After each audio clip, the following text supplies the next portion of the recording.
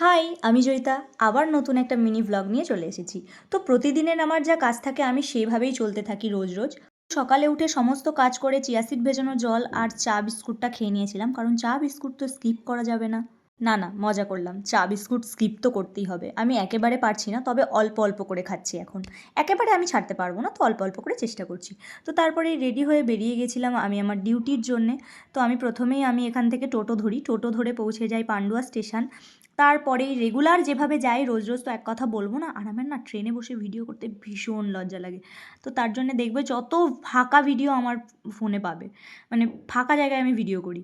লোকজনের সামনে আমার খুব লজ্জা করে। হ্যাঁ জানি কিছুদিন থাকবে এটা, তারপরে কিছু না। আর ট্রেনের যা পরিমাণে ভিড় সেটাও একটু দেখিয়ে দিলাম। তারপরে পান্ডুয়ায় মনে হয় অর্ধেক মানুষ নামে ট্রেন থেকে, এখানেই পুরো ফাঁকা হয়ে যায়।